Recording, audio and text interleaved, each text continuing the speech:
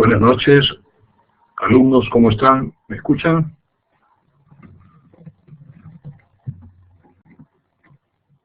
Perfecto. Qué bien.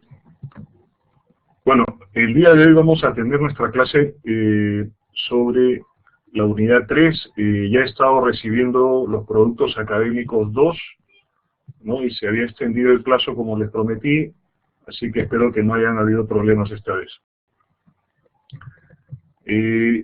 Lo que vamos a ver hoy día son temas propios de la ingeniería industrial, áreas como gestión de calidad, gestión del capital humano, la innovación. En la clase anterior les dejé la publicación sobre las herramientas para poder gestionar temas de producción como los DOP, DAP. ¿Conforme? ¿Me escuchan? Me dicen que no se pudo enviar. No se pudo enviar el trabajo, ok.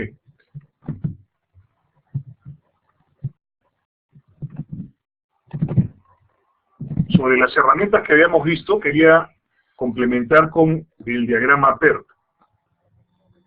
Habíamos estado viendo herramientas de diagrama de flujos, ¿no? Ustedes han utilizado para el producto académico 2, en este caso el DOP, el DAP o el diagrama de flujo de procesos, ¿de acuerdo? Ok, lo que quería mostrarles era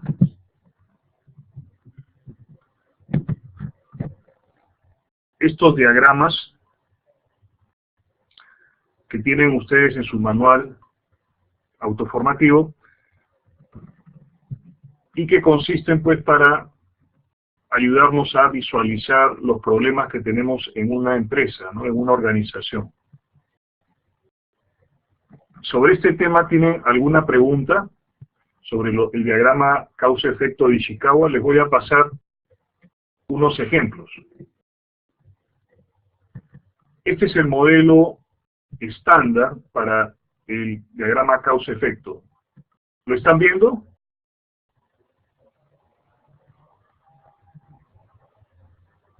Perfecto. Bueno, sí, hay varios programas para realizar este esquema, pero lo importante es que ustedes entiendan los conceptos, ¿no? Un diagrama causa-efecto siempre va a buscar cómo solucionar el problema. Pero para poder solucionar un problema nosotros tenemos que conocer las causas. Entonces, este diagrama causa-efecto lo que hace es identificar las causas para el problema. Ustedes lo tienen también en su manual autoformativo. Lo que les quiero explicar es un poco los conceptos para que no hayan dudas a la hora que ustedes desarrollen este esquema de trabajo, que es muy útil. Les va a servir mucho porque les va a ayudar a hacer el diagnóstico sobre los problemas que existen. Entonces teníamos para el lado derecho el efecto, donde destaca el problema que ustedes van a tratar de resolver. Puede ser, por ejemplo, el problema de los costos, incremento de costos o caída de ventas, o malos proveedores, algún proceso que esté fallando, etcétera, ¿no? Son innumerables problemas que las organizaciones enfrentan. Entonces, en el lado izquierdo tenemos las causas. Sí, también tiene un uso para investigación de accidentes en el trabajo, para la investigación de daños ambientales, igualmente, para problemas de calidad en los productos. Es una herramienta que nos ayuda a visualizar y de alguna manera nos ordenamos y analizamos causas y subcausas. Entonces, en el esquema pueden ver que tenemos para el lado izquierdo las causas, que las estamos agrupando. Buenas noches, Guillermo. Estamos agrupándolas en 6 grupos, por lo general son los estándar, ¿no? Agrupamos lo que es la mano de obra, en el caso del hombre, la máquina, el entorno, material, método, medida.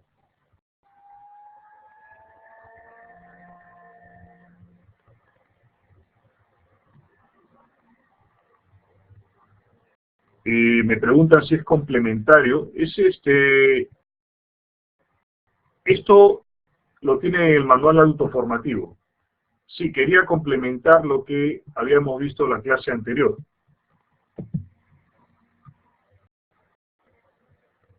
Nosotros podemos agrupar las causas en diferentes grupos de acuerdo a nuestra necesidad. En este ejemplo, hablamos, por ejemplo, del problema con un coche, ¿no? Que tenemos una pérdida de control del vehículo y tenemos que identificar qué causas nos están provocando esa pérdida de control. Entonces yo agrupo cuatro grupos de causas, por ejemplo, la carretera resbaladiza, problemas con el neumático, una falla mecánica o un problema con el conductor. Entonces, dentro de cada una de esas causas, vamos a identificar subcausas que pueden estar generando la causa y esa causa provocando el problema. Entonces, si ustedes analizan en el fallo mecánico, por ejemplo, que es el que tiene subcausas, podemos ver que una causa para una falla mecánica que va a repercutir en la pérdida del control del automóvil son la falla de frenos. Si nosotros tenemos una falla de frenos, vamos a conducir con problemas el vehículo. Ahora, esa falla de frenos se puede deber a que tenemos la pastilla del freno gastada o a que tenemos pérdida de líquido de freno, lo cual no permite que los neumáticos reduzcan la velocidad a la hora del frenado. O tal vez se reducen algunas llantas, pero otras no, y eso causa también una pérdida de control en el vehículo. Identificamos también lo que es que el acelerador puede estar bloqueado por una falla mecánica. Identificamos una rotura de dirección. Si analizamos ahora el grupo de causas asignadas al error del conductor, podemos ver que una causa de ese grupo de problemas es los reflejos deficientes que puede tener el chofer en ese momento. Esto es debido a falta de sueño, a una intoxicación que puede ser alcohólica, por ejemplo, ¿no? Y eso repercute en que el conductor conduzca mal y a provocar la pérdida de control del automóvil.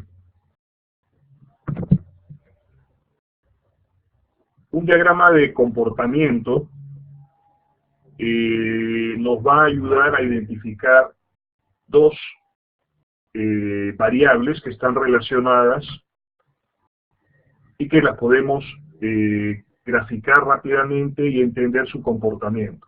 Por ejemplo, si consideramos la temperatura de una ciudad, en este caso podremos imaginarnos que es una ciudad diferente a Lima. ¿Por qué? Porque en el verano la temperatura es baja, ¿no? En enero, febrero, marzo es baja. Sin embargo, en julio, agosto la temperatura sube. Esta ciudad podría ser una ciudad del hemisferio norte, por ejemplo.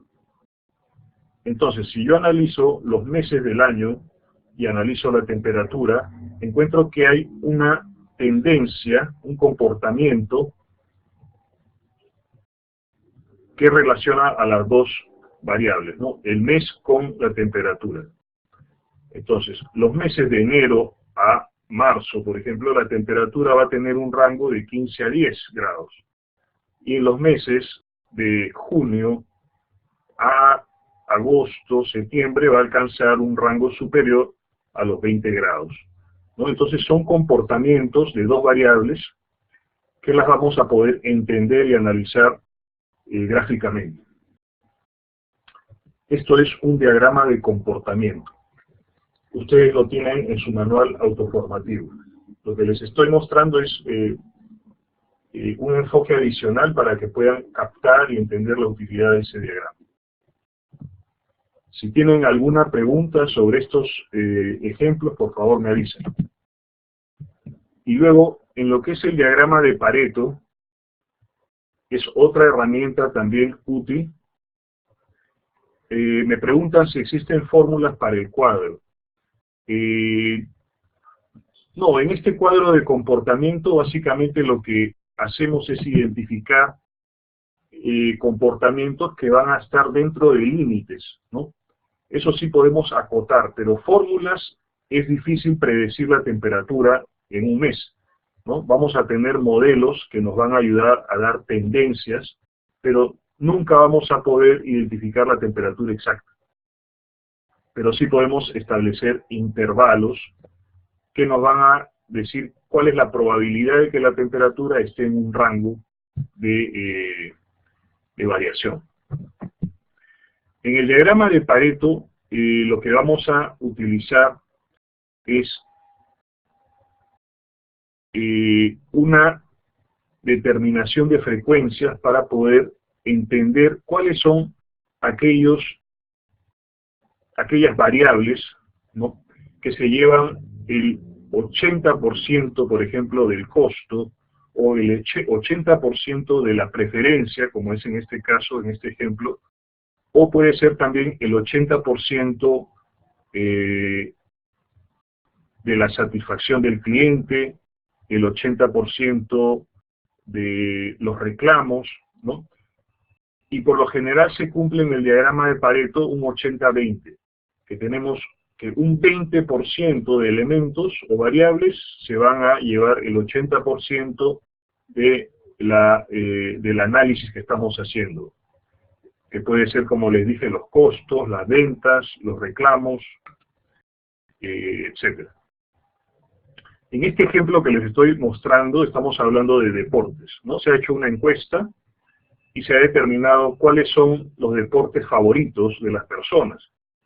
Entonces, podemos identificar en el cuadro 8 deportes y un total de 109 personas entrevistadas, y con esta data vamos a construir nuestro diagrama de Pareto, en el cual vamos a identificar que hay 3 deportes que se llevan casi el 80% de interés de las personas.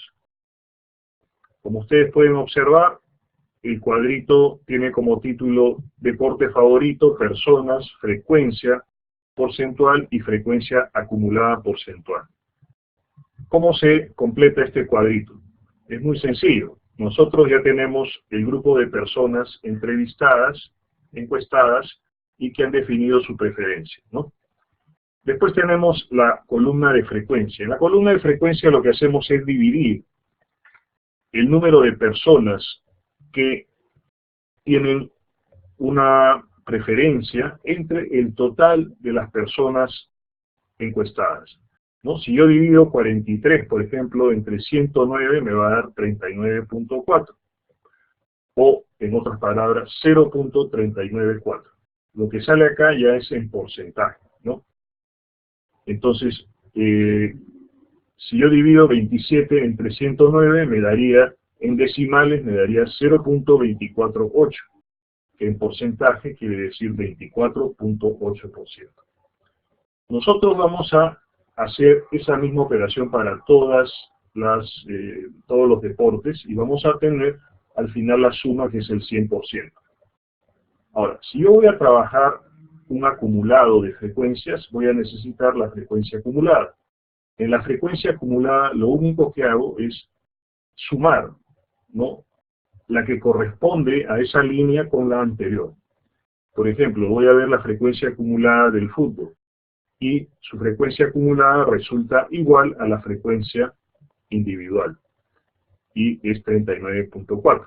Si yo hallo la frecuencia acumulada del básquet, voy a tener que es 24,8, y ese 24,8 lo voy a tener que sumar con la frecuencia anterior, que era 39.4, y eso me va a dar un 64,2. Y de esa manera vamos a ir calculando cada uno de los deportes, su frecuencia acumulada, hasta que al final en el vóley vamos a tener un 100. Sí, estoy haciendo un rápido repaso, efectivamente. Entonces acá tenemos el 100% para la frecuencia acumulada y tenemos que 3 deportes nos están dando casi el 80% de la...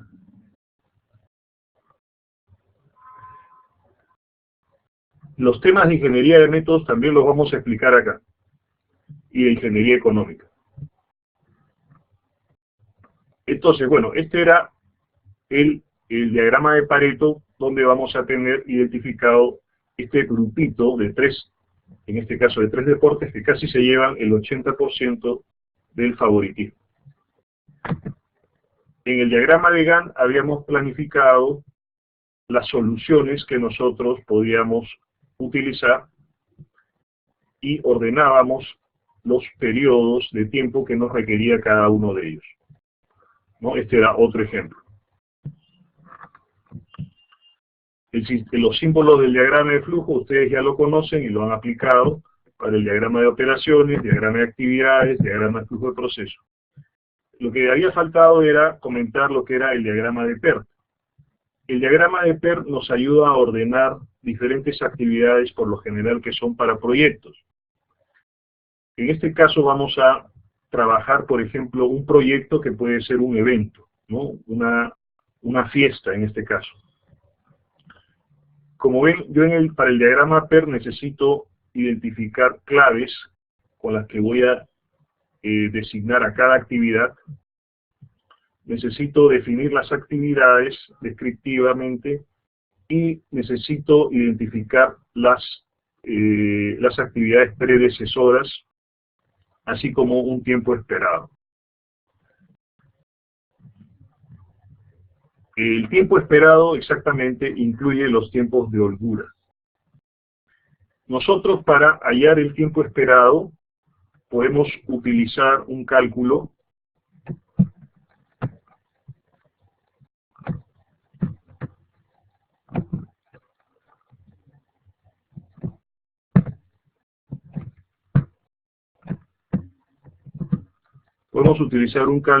donde decimos que el tiempo esperado es igual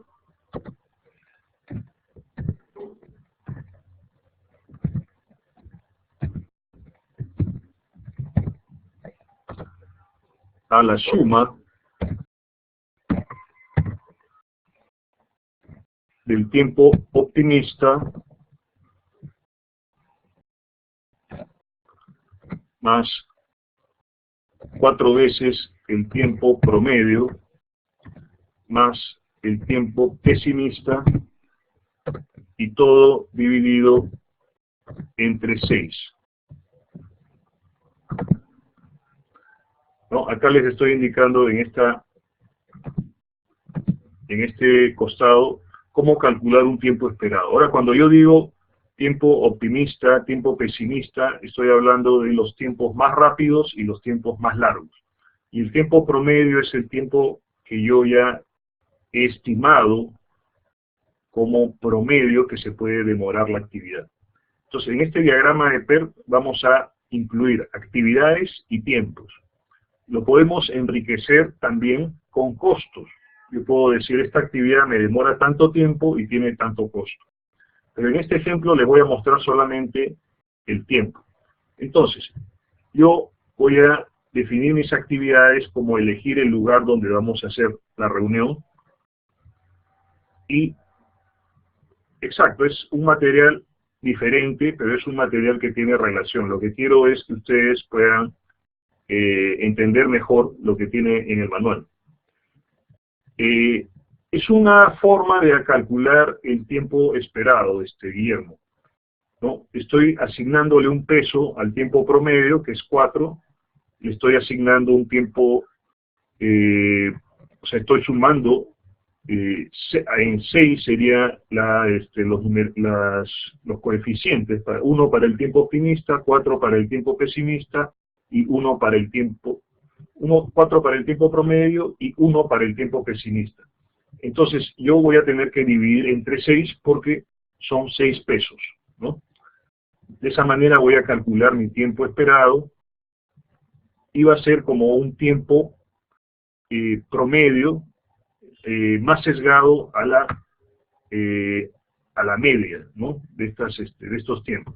Entonces, volviendo al problema, yo estoy planteando que la actividad A no tiene ningún precedente porque es la actividad inicial, ¿no? Elegir el lugar de trabajo, el lugar de la reunión, no tiene ningún precedente, ¿no? No me requiere solamente la decisión de hacer la fiesta o la reunión. Después tengo un tiempo esperado para esa actividad que es elección del lugar de dos. Podemos identificar 2 días, por ejemplo, y invitar amigos, podríamos identificarlo como 2 horas que nos puede demorar esa actividad. Después tenemos invitar a los amigos, nos puede tomar 2 horas igualmente, pero es una actividad que depende de la actividad A, como ven, que tiene indicado que tiene un predecesor que es la actividad A. Un tiempo estimado de 2 horas. Tenemos después lo que es la lista de canciones que se van a elaborar con una predecesora que es la A igualmente, que es la de elegir el lugar, y con un tiempo estimado de 1 hora. Después podemos identificar la actividad limpiar el lugar para la reunión, que tiene como precedentes a la actividad B y a la actividad C. O sea, antes de limpiar el lugar debo haber completado invitar amigos y tener las canciones. Y ese tiene un tiempo estimado o esperado de 2 horas.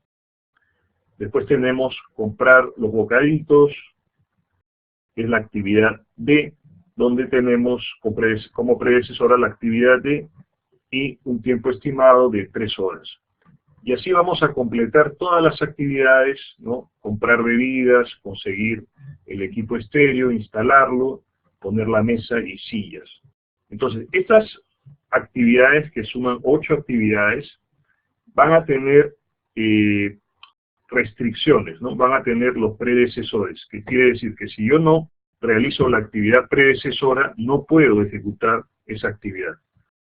Entonces, en el gráfico inferior podemos ver que están numeradas con nodos la duración de cada actividad. Por ejemplo, en el nodo 1 al nodo 2 lo estoy uniendo con una flechita, con un vector, y encima estoy poniendo la actividad A. Quiere decir que la actividad A va a partir del nodo 1 al nodo 2 y debajo le estoy poniendo el tiempo estimado. Posteriormente voy a definir la actividad B como el nodo 2 al nodo 4, con un tiempo estimado de 2, ¿no? Ahora, la actividad C, que es hacer las canciones, no tiene relación con el nodo 4 porque terminaría en el nodo 3. Sin embargo, una condición del diagrama PERT es que todos los nodos deben estar unidos, ¿no? Entonces, como no hay una correlación con el nodo 4, se le hace una raya ficticia, una raya cortada que nos dice que va a terminar en el nodo 4. Entonces, pasamos de la actividad B, que sí es requisito para la actividad D, y la actividad D se va a mover del nodo 4 al nodo 5, ¿no? Y ahí trazamos la flecha. Y el tiempo estimado para la actividad D son 2 horas. Del nodo 5 al nodo 7 tendríamos la actividad E, que quiere decir comprar bebidas. Del nodo 5 al nodo 6 tendríamos la actividad F. Perdón, la actividad F es comprar bebidas, la actividad E es comprar bocadillos, la actividad G es conseguir el grupo estéreo. Entonces, estas actividades van a tener una duración menor que la actividad E. Al tener una duración menor, las voy a considerar también como que acaban en el nodo 7, pero que no son críticas para el nodo 7. Y del nodo 7 al nodo 9 tendría la actividad H con una duración de 1 hora. que es poner la mesa y sillas. Entonces, en este diagrama estoy uniendo aquellas actividades que tienen el mayor tiempo, como ustedes pueden observar, en la horizontal, ¿no? El nodo 1 al nodo 2, el nodo 2 con el 4, el nodo 4 con el 5 con el 7 y el 7 con el 9. En cada momento estoy colocando las que tienen el mayor tiempo de desarrollo. Por eso es que el nodo 1, perdón, el nodo C, la actividad C con el nodo 2 y 3, lo estoy uniendo con líneas ficticias, porque no va a depender el 4, la actividad D, la 4-5 del nodo o la actividad C, sino va a depender de la actividad D, porque es la que más demora. Yo puedo haber terminado la actividad C y no puedo empezar la actividad D. ¿Por qué? Porque me va a faltar completar la más crítica, que es la actividad D, que dura 2 horas. Entonces, en la horizontal, les vuelvo a repetir, tenemos las actividades que tienen un mayor tiempo de ejecución. Las paralelas van a ser aquellas que tienen menor tiempo. De esa manera nosotros vamos a determinar, sumando los tiempos críticos o más largos, vamos a determinar que el evento nos va a tomar 10 horas por lo menos, ¿no? Este es un ejemplo entonces del diagrama PERT, donde podemos estimar periodos y secuencia de actividades críticas para la ejecución de proyectos. A ver, en el ejemplo del manual no lo tengo a la mano en este momento,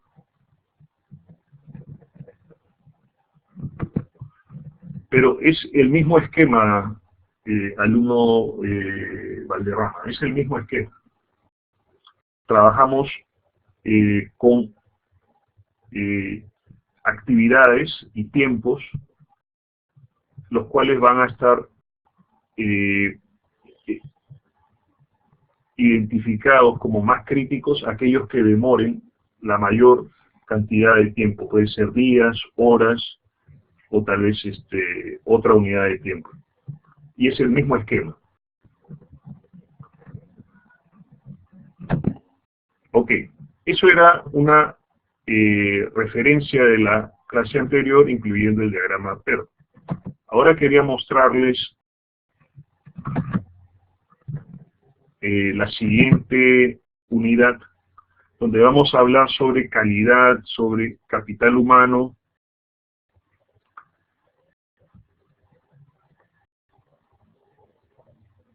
Estoy cargando en este momento el material que incluye también lo que es la innovación.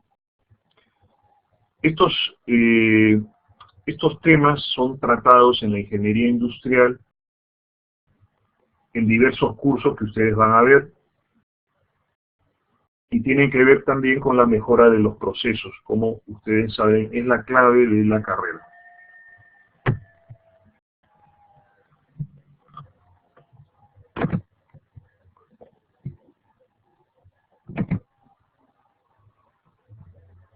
Entonces, hablar de la innovación es hablar de nuevas ideas, nuevas prácticas, con objetivo de tener productividad y competitividad.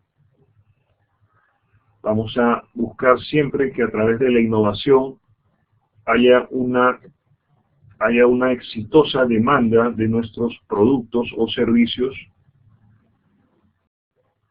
Y una característica de la innovación es no solo llegar a inventarse algo nuevo, ¿no?, que puede ser un producto o un servicio, sino que es hacerlo tangible, ¿no?, hacerlo real.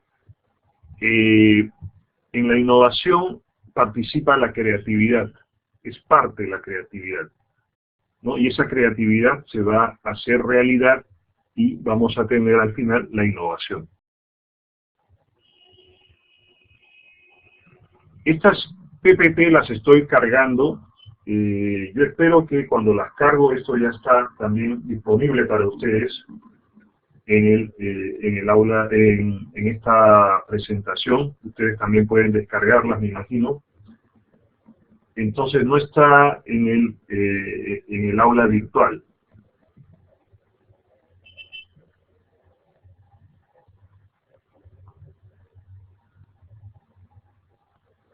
Así es, también la innovación es cuando nosotros podemos mejorar algo que existe, ¿no? Por eso es que decimos que son nuevas ideas, nuevos conceptos, nuevos servicios para mejorar tal vez algo que existe o para inventar algo. Vamos a ver ejemplos de que la innovación tampoco es solamente tecnología. No debemos pensar que hablar de innovación es hablar de tecnología. La tecnología es parte de las innovaciones, pero la innovación es mucho más que eso. Acá pueden ver ejemplos de cómo se ha ido innovando algunos productos. Por ejemplo, la hélice del avión ha pasado a ser una turbina, el teléfono fijo ha pasado a ser un celular, la cámara de rollo ha pasado a ser digital, lo que era la radio se ha convertido después en un televisor con imagen, etc. ¿No? Entonces acá hablamos de la innovación radical del producto. Estamos hablando de que el producto se está mejorando y por eso tiene un éxito comercial.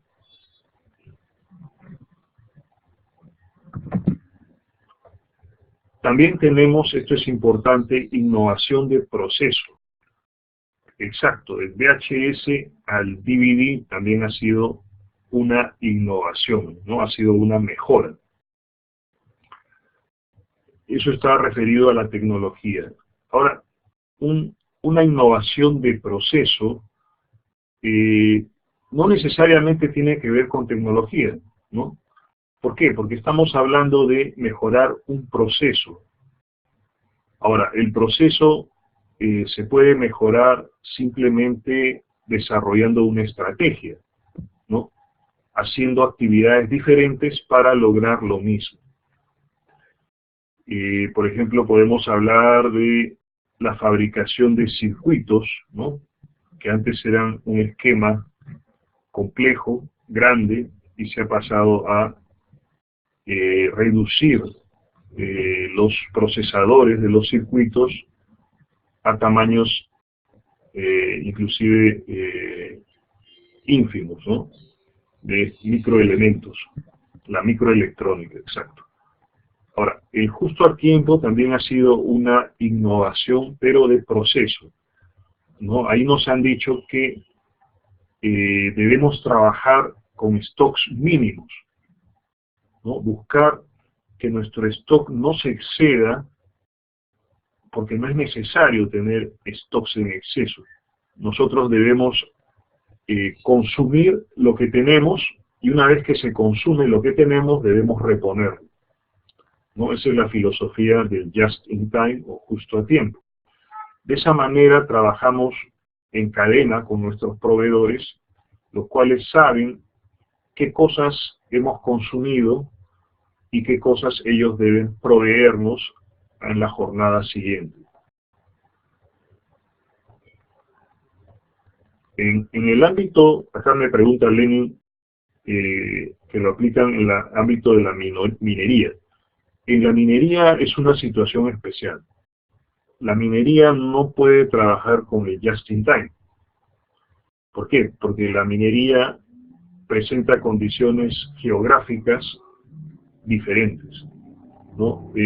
Podemos tener una mina a 5.000 metros de altura, ¿no? Donde se requiere tener inventarios de seguridad superiores a los que tenemos en la costa, debido a que las condiciones pues nos pueden bloquear carreteras por las lluvias, huaicos, puede salirse el río, o puede haber inclusive un choque, ¿no? De molquetes, de camiones, los cuales van a interferir en los abastecimientos normales. Entonces, por eso la minería no aplica el just in time. ¿no? La minería aplica otro sistema de abastecimiento que tiene mucho que ver con la seguridad, ¿no? Ellos se estoquean de ciertos materiales y con eso pueden garantizar que cuando haya algún problema climático, o tal vez una huelga, o tal vez un problema de accidentes, no se desabastezca. Ok, esa es una innovación de proceso. Les quería comentar algo que, exacto, hay que tener más holgura en los procesos en la minería. Les quería comentar algo en lo que es innovación de proceso. Como les dije al comienzo, innovación no quiere decir necesariamente tecnología. Ustedes pueden innovar, por ejemplo, un restaurante, ¿no? Y esto es algo muy anecdótico porque yo lo he vivido, lo he visto y con algunos alumnos en alguna universidad hemos trabajado este proyecto, ¿no? Por ejemplo, en un restaurante nosotros podemos innovar el servicio. ¿Y cómo así? Todos los restaurantes trabajan con la carta, con el mozo, ¿no? Uno pide el plato y el mozo le alcanza el plato que lo ha solicitado a la cocina. ¿De acuerdo? Entonces es un esquema clásico. Pero ¿cómo podemos innovar eso? ¿No? Hay algunas empresas, por ejemplo, que te ponen unas pantallas digitales donde tú mismo puedes escoger el menú y no necesitas estar conversando con el mozo o estar recibiendo una carta. Pero una innovación muy interesante que yo la vi en un viaje a España fue, por ejemplo, que en un restaurante los mozos pasaban con platos que la gente no pedía, ¿no? Sino que eran platos ya elaborados. Entonces los mozos decían, por ejemplo, tengo en voz alta, ¿no? Pasaban gritando de alguna forma, tengo ají de gallina, tengo lomo saltado, tengo arroz chaufa, y el cliente lo único que hacía era levantar la mano y decía yo quiero, y se acercaba el mozo y le dejaba el plato, ¿no? Y así el mozo iba dando vueltas en el restaurante con las comidas recién preparadas. La gente levantaba la mano porque ya sabía qué platos eran los que servían y el mozo le dejaba el plato inmediatamente. Conclusión, se estaba generando un ahorro de tiempo para para poder alimentarse dentro de un restaurante. Ahora, no solo era la entrega del producto, sino también a la hora de pagar. Porque a la hora de pagar pasaba otra persona, otro mozo, pero decía que él cobraba, ¿no? Yo cobro, decía. Y pasaba por todas las mesas viendo quién había acabado, y la mesa que había acabado levantaba la mano, y el mozo se acercaba y solamente contaba los platos, ¿no?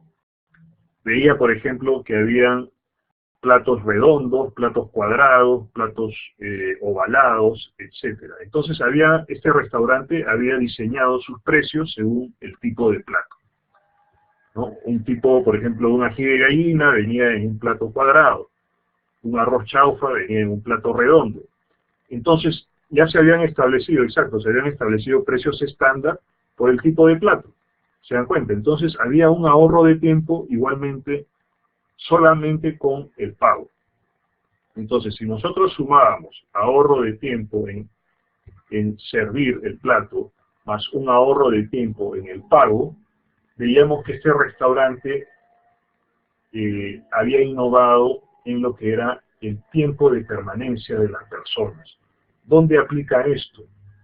Esto aplica, por ejemplo, para la gente que sale a comer que tiene poco tiempo, ¿no? En las oficinas, por ejemplo, ¿no? Tienen una hora disponible y en esa hora pues tienen que almorzar, tienen que ir al banco, tienen que hacer una compra, etc.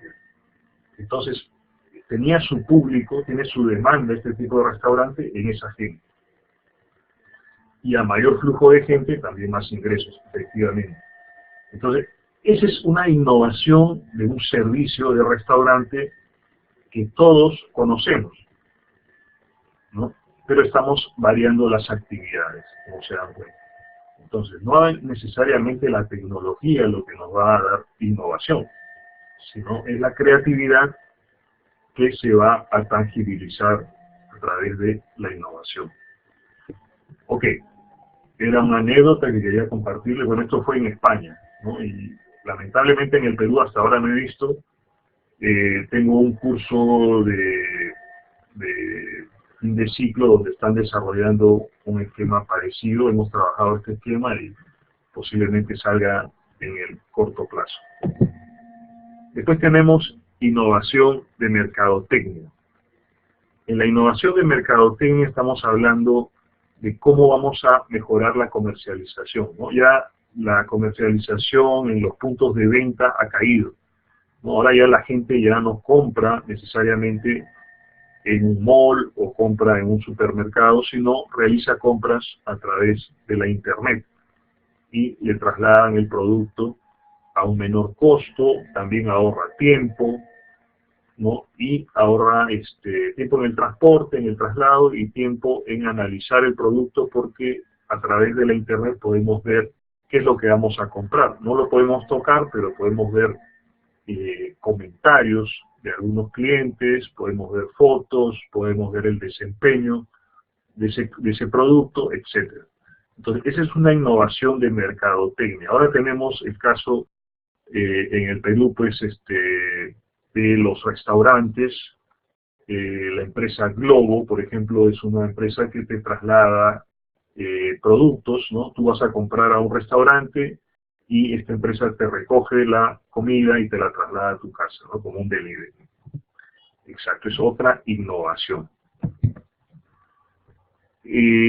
Para que haya innovación tenemos que tener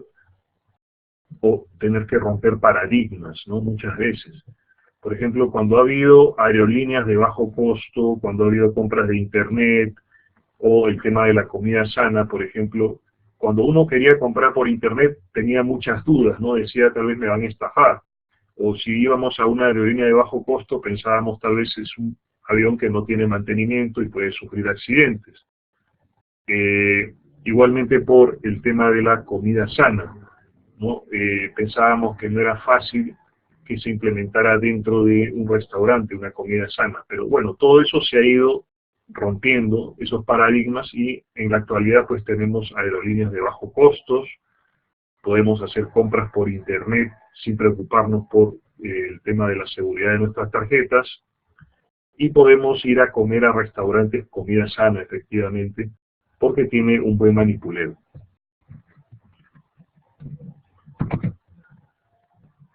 Cuando hablamos de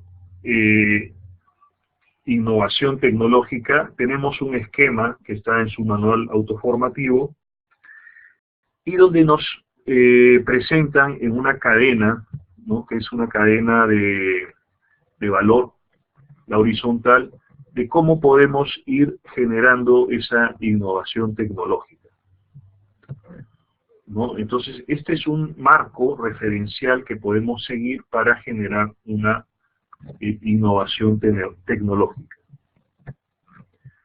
Incluye el mercado, incluye la visión, la misión de la empresa o de la organización. Ahí se va a ver, por ejemplo, qué rumbo o qué tecnología se puede aplicar, qué tecnología nos va a ayudar al negocio, cómo va a impactar esa nueva tecnología en el negocio, cómo va a responder el mercado. Y son varios elementos que forman parte del análisis, ¿no? Ahora, este tipo de marcos nos facilitan la implementación de una estrategia innovadora de tecnología, ¿no? Son esquemas que nos dan como una hoja de ruta para poder desarrollar estas innovaciones tecnológicas. Ahora nos dice Miguel que aún se piensa que lo barato es malo. Sí, son paradigmas, ¿no? Bueno, la calidad es muy importante, ¿no? Ahora con tanta información en Internet, podemos nosotros tomar decisiones con más seguridad. Como le decía, las compras por Internet ahora no solo muestran la foto del producto, sino también dan comentarios sobre lo que los clientes han experimentado con ese producto, ¿no? Y eso nos permite entender si es un buen producto o no. Cuando hablemos de la logística, vamos a hablar de un esquema de este tipo, ¿no? Un sistema logístico. En la logística vamos a tener una logística interna, que le podemos llamar la logística que está en este lado izquierdo como logística de aprovisionamiento, o sea, la logística que me provee la materia prima, me provee los servicios de terceros, me provee repuestos, etcétera. Después tenemos la logística de producción, que viene a ser la logística interna, ¿no? Cómo yo muevo los materiales en proceso, cómo muevo los recursos internos para los procesos subsecuentes, y de esa manera hablo de una logística de producción, los clientes internos, muy bien. Y después tenemos lo que es la logística de distribución, o sea, yo ya tengo mi producto terminado, ¿cómo lo voy a distribuir a mis clientes? A través de camiones, a través de barcos, a través de lo que le llaman los distribuidores o dealers, ¿no? Entonces, es todo un esquema logístico que debe ser considerado para cada organización. Son tres, como les estoy presentando: logística interna, logística de aprovisionamiento, logística de producción y la logística de distribución. En estas tres etapas vamos a tener el flujo de materiales y vamos a tener que saber cómo coordinar adecuadamente, ¿no? Los plazos, las calidades y los costos son importantes. Ahora, este es un esquema para una empresa, ¿no? Imagínense que tenemos tres empresas. Cada una de esas empresas van a ser parte de la cadena de suministros. Entonces yo voy a tener que este esquema se va a repetir para la izquierda y se va a repetir para la derecha, ¿no? Se va a repetir para la izquierda para mis proveedores y se va a repetir para la derecha para los que son mis clientes. Entonces de esa manera vamos a estar armando cadenas de suministros. Vamos a hacer como unas alianzas. Y eso es lo que vemos, por ejemplo, en las tiendas, en los malls. En los malls vemos que estos grandes almacenes trabajan con socios estratégicos, por ejemplo, los que les abastecen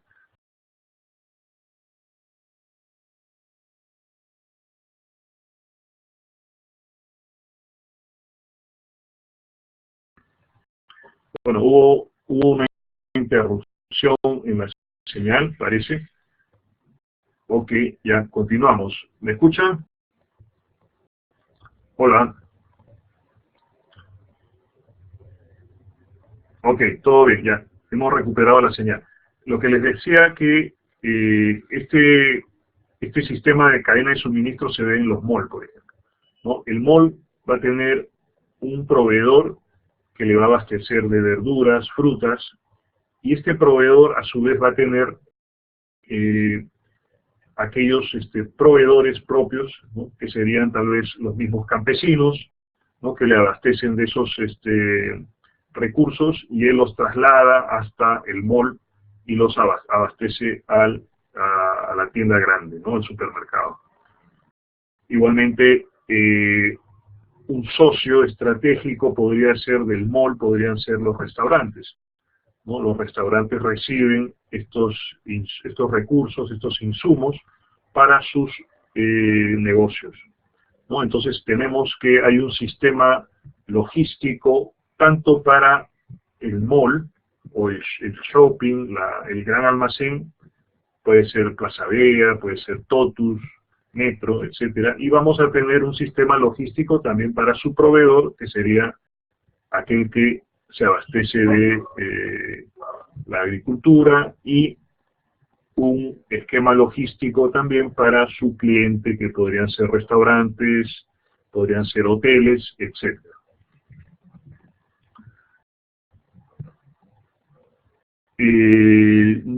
No podemos definirlos como stakeholders. Los stakeholders vienen a ser grupos de interés, se llaman, ¿no? Por ejemplo, si hablamos de una mina, los stakeholders, los grupos de interés son la comunidad, el gobierno municipal, pueden ser también, en algunos casos, la iglesia, ¿no? Donde el pueblo donde está trabajando la mina, puede ser inclusive el club de madres del pueblo donde están trabajando. Entonces los stakeholders, los comuneros, exacto, los stakeholders son grupos de interés que la mina o la organización tiene que considerarlos para poder coordinar con ellos y poder entenderse y llegar a acuerdos. Hay minas que han tenido problemas porque no han tenido comunicación con la iglesia, por ejemplo, ¿no? La iglesia puede haber pedido, por ejemplo, es también anecdótico, ¿no? Puede haber pedido tal vez alguna contribución a la mina y la mina no ha accedido. Entonces la iglesia puede generar todo un problema social porque puede decir que no hay apoyo de la mina para sus ceremonias eclesiásticas y se puede generar todo un problema, ¿no? Entonces vean cómo una compañía tiene que tener claro quiénes son sus stakeholders. Entonces es un problema importante reconocer a los stakeholders. Después tenemos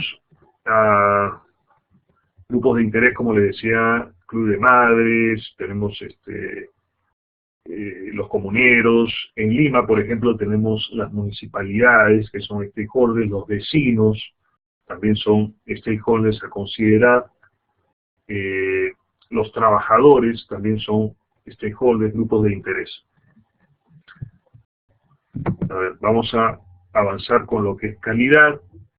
Cuando hablamos de calidad, estamos hablando de conjunto de propiedades y características de un producto o servicio que le confieren aptitud para satisfacer necesidades expresadas o implícitas. Hablar de calidad también es hablar del resultado de aquellas características inherentes que el producto tiene que cumplir, ¿no? Los requisitos para cumplir.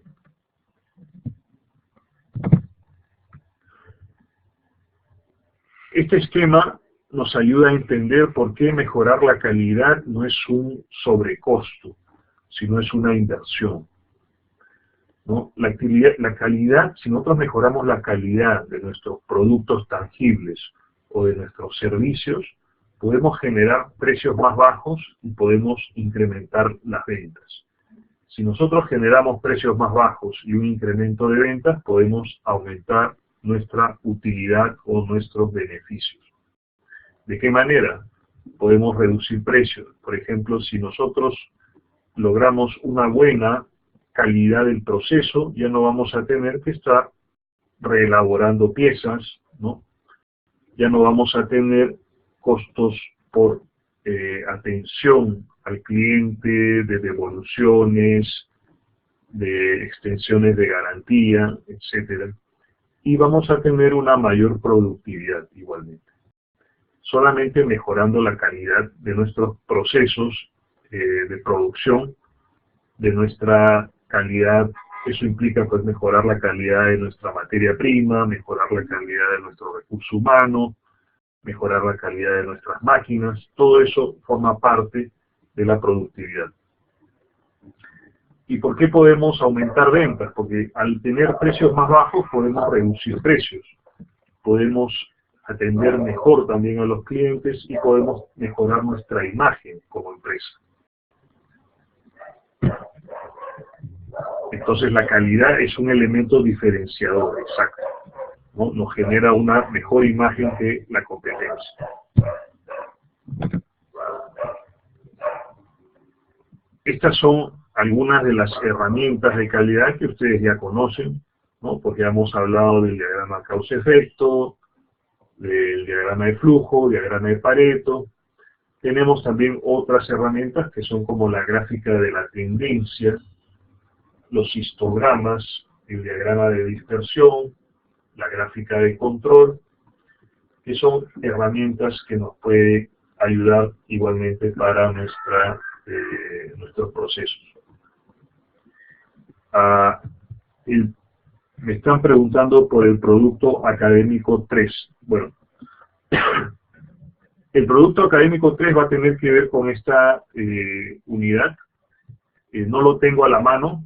Si me lo comentan, les puedo dar alguna pauta.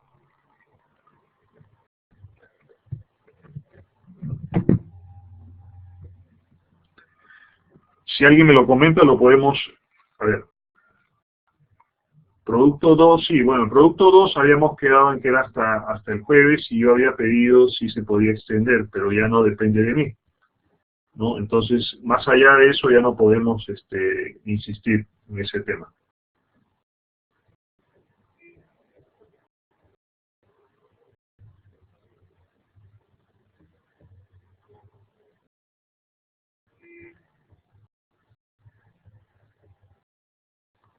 Ok, si vamos a hablar del producto académico 3, donde podemos, sobre un proceso de producción de última generación, donde se evidencia e identifica factores de calidad, logística, seguridad, ergonomía y ética empresarial.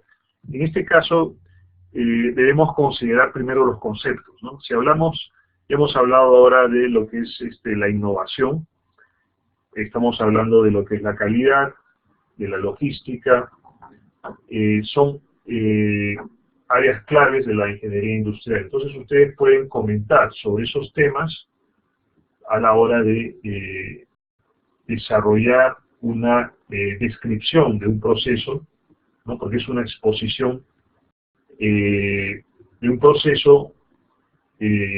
Ahora, me parece que hay que hacer un video,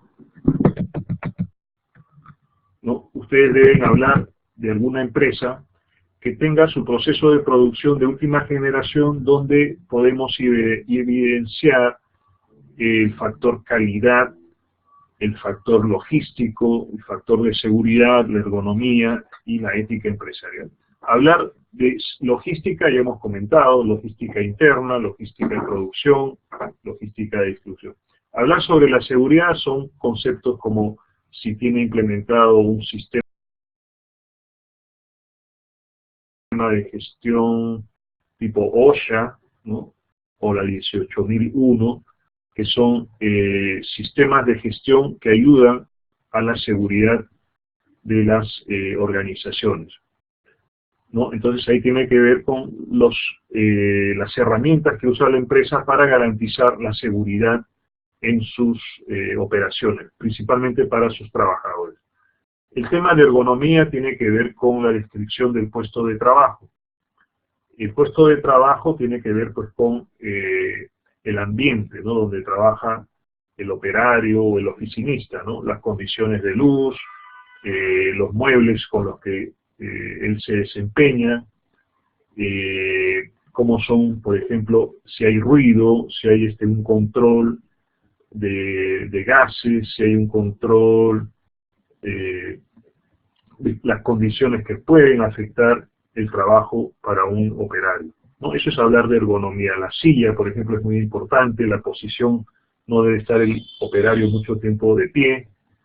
Esos factores también son importantes y se pueden visualizar en videos que ustedes pueden observar de algunas organizaciones. El tema de la ética empresarial tiene que ver con la responsabilidad social, por ejemplo, ¿no? Cómo esta empresa trabaja para poder cumplir con las exigencias de la sociedad. No contaminar, dar trabajo a la gente de la zona, dar educación a las poblaciones, dar salud, ¿no? Eso es un tema de ética empresarial, que muchas, en el caso de las mineras, lo ejecutan de manera rutinaria, es parte de sus operaciones, porque hay compromisos con las comunidades donde ellos están laborando para que atender estas necesidades de stakeholders, ¿no? Como lo hemos comentado anteriormente. Finalmente, la gestión del capital, les quería mencionar cómo ayuda la gestión del capital para mejorar la organización, ¿no? Podemos atacar el desempleo con una buena gestión de capital,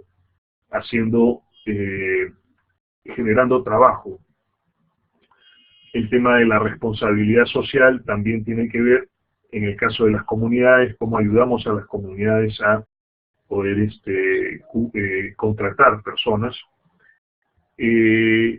Necesidades de salud, alimentarias, el tema de apoyar a las comunidades con inversiones en esos temas, el tema de los desafíos éticos, ¿no? Como habíamos mencionado, la no contaminación, la diversificación de la fuerza de trabajo, también es una forma a través de la gestión del capital poder invertir, ¿no? Desarrollar inversiones y podemos diversificar la fuerza de trabajo. A ver, voy a ver qué más preguntas me están haciendo.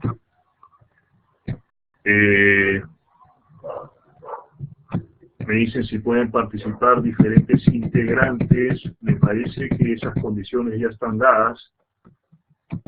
El video que ustedes desarrollen para exponer sobre la empresa o la organización que puede identificar todos estos elementos, ¿no? La calidad, la logística, la ergonomía, la seguridad, la ética, etcétera.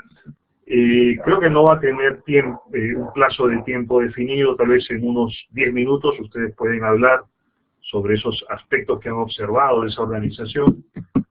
Creo que 10 minutos máximo es un tiempo razonable, ¿no? Para que puedan tocar esos temas. Bueno, en el tema del video yo creo que puede ser narrado. Si ustedes participan, también sería una buena experiencia para ustedes. Pero puede ser narrado con el sustento adecuado, ¿no? De la empresa, o descriptivo, ¿no? Algo que nosotros podamos comparar en la realidad. Por ejemplo, hablar de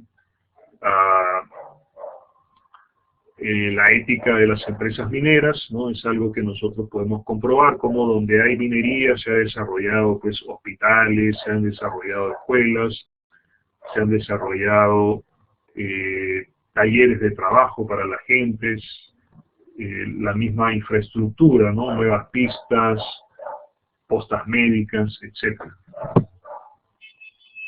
Canchas deportivas también es algo tangible que podemos observar nosotros.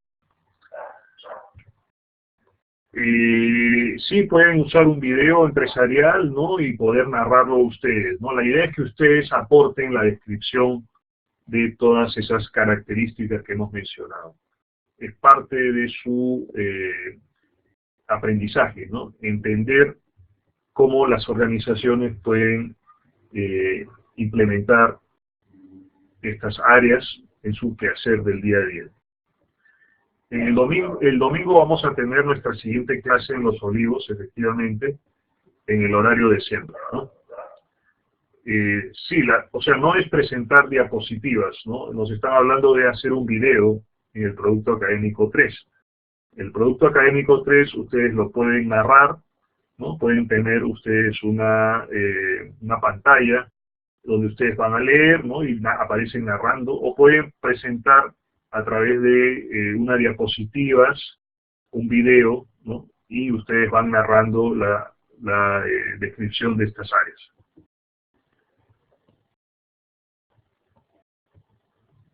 Bien, el trabajo, como dice, es la descripción de las operaciones donde destaca esos puntos.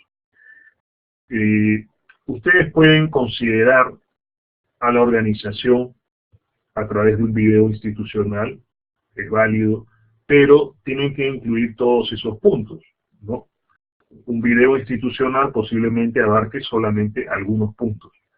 Entonces, o toman algo parcial como video institucional y ustedes le agregan, ¿no? Como parte de su imagen, o lo hacen todo con su imagen y narran todos los procesos, o tal vez hay algún video institucional que pueda identificar todas esas áreas y ustedes la narran, ¿no? Bueno, espero haberlos ayudado en este Producto Académico 3. Nos estaríamos viendo bueno, no conozco el Screencast, me dicen que hay una herramienta. Sería una buena opción si es posible. Ahí estamos innovando, ¿no?, en las presentaciones de los trabajos. Sobre las calificaciones, bueno, eso tiene todo un periodo también para poder dar la calificación. Ok, entonces nos veríamos la próxima semana y con la gente de la clase presencial nos estamos viendo este domingo. Ok, entonces buen fin de semana y nos vemos el domingo. Gracias.